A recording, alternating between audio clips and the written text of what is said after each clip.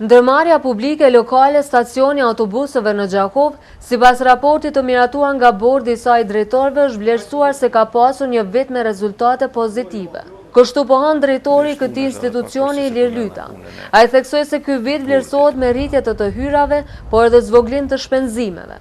Ka qenë probleme këtu në ndërmarrje e keqpërdorimi i rrymës elektrike, për atë edhe një ndër hapat fillestar që kam ndërmarrë, që janë ndërmarrë në këtë ndërmarrje, ka qenë me gjetë një zgjidhje.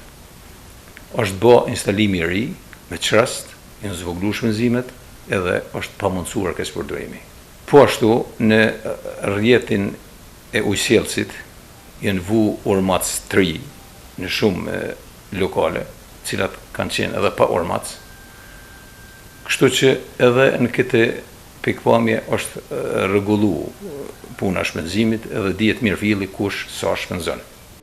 Për këtë vit Lyta thotë se do të bëjnë hulumtimet që të krijohen mundësi investimi në objektin e vjetruar tashmë të kësaj ndërmarrje, për të cilën thotë se shpresa për të realizuar një gjë e tillë është reale. Për këtë vit tash planifikojmë sipas mundësive, kuptohet do të ndërmarrim hapat pozitiv, kërkojnë investime, se ka nevojë objekti të investohet në të edhe të freskohet, se që nga viti 83 nuk është investuar asgjë në këtë objekt. Pritet që gjatë vitit 2016 të ndërmirën disa hapa dhe për linja, ndoshta urbane edhe